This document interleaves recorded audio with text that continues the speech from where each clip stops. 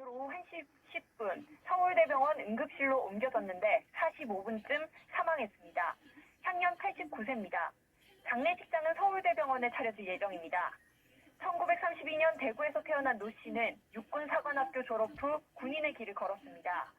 당시 전두환 소장과 12.12 쿠데타에 가담한 뒤 군사독재 시절 2인자로 자리를 굳혔습니다.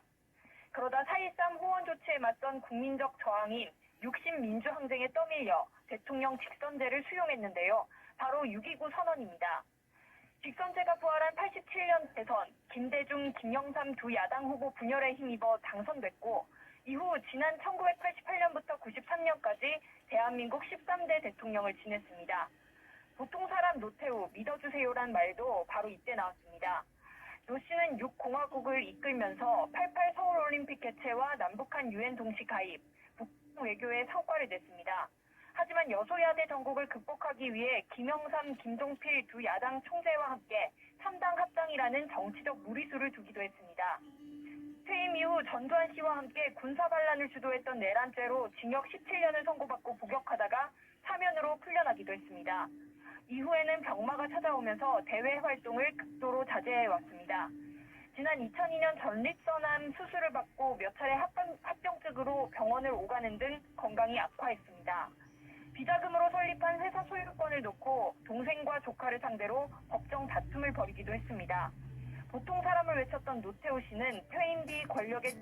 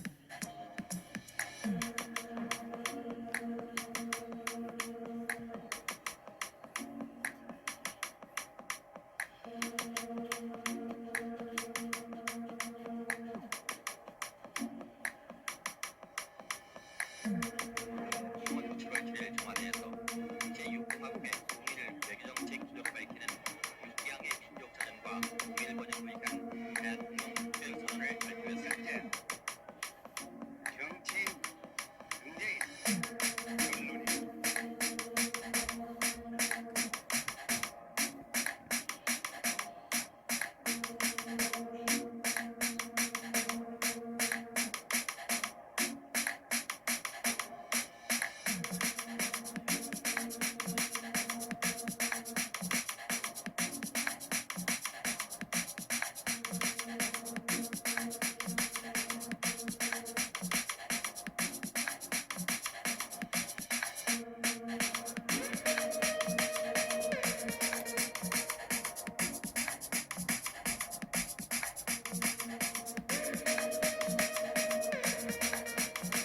처음 인연을 맺은 두 사람은 동양 출신인 덕에 더 쉽게 가까워졌습니다.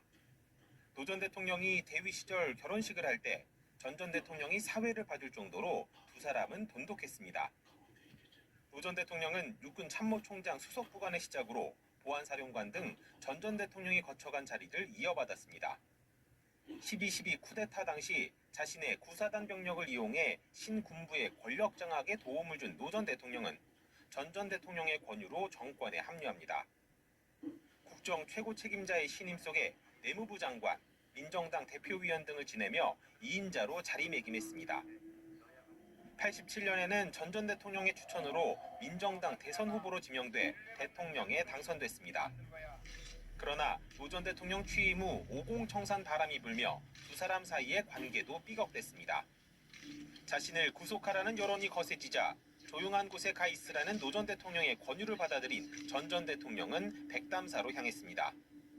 노 전 대통령은 원상 회복을 약속했지만 두 사람은 비자금 사건 등으로 7년 뒤 나란히 구속됩니다. 노 전 대통령은 회고록에 전임자가 배신감을 느끼며 서운해할 수 있고 나는 미안해하면서도 어쩔 수 없다는 마음을 갖게 됐다고 적었습니다. 지난 2014년 전 전 대통령은 투병 중인 노 전 대통령을 10여 년 만에 찾아가 둘 사이에 앙금하던 두 사람의 관계는 대구에서 태어난 노태우 전 대통령은 명문 경북고를 나와 육사에 들어간 뒤 박정희 시대 군의 엘리트 코스를 밟았습니다. 인생의 갈림길에 선 것은 79년 육사 11기 동기인 전두환 보안사령관이 김재규의 내란 방조 혐의로 정승화 대엄사령관을 체포한 12.12 사태였습니다. 휘하의 구사단 병력을 출동시켜 군권 찬탈에 결정적 역할을 하면서 50 군사정권을 만든 신군부 2인자가 된 것입니다. 이듬해 5월 광주 민주화운동을 무력 진압하는 데 개입한 그는 50 출범과 함께 전두환 전 대통령의 후계자로 낙점돼 차기 권력을 향해 질주하게 됩니다. 50의 정권 연장 기도는 87년 6월 국민의 거센 저항에 부닥쳤지만 민정당 노태우 후보는 6.29 선언으로 위기를 기회로 반전시켰고 양김 분열과 1로 3김의 지역구도에 힘입어 직선 대통령에 당선됩니다. 이제 새 공화국의 출범을 알리는 저 우렁찬 고동 소리와 함께 우리는 민주주의의 항로로 확실하게 전진해 나아갈 것입니다. 90년에는 여소야대 구도로 국정 운영이 어려워지자 정적이었던 김영삼, 김종필과 손잡는 3당 합당으로 위기를 이제 넘겼습니다. 여야 정당이 합당하여 새로운 국민 정당이 탄생됩니다. 우리 정치사에 새로운 기운이 열리는 것입니다. 재임 중 여러 뚜렷한 성과를 남기며 정권 재창출에 성공했지만 후임자인 김영삼 전 대통령의 과거 청산으로 끝없는 추락을 맛보게 됩니다.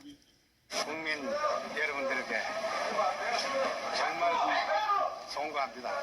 이 사건에 대해서 내 혼자서 모든 책임을 안고 어떤 처벌도 달게 비자금 조성과 12.12, 5.17 내란 혐의로 구속돼 법의 심판을 받은 노 전 대통령.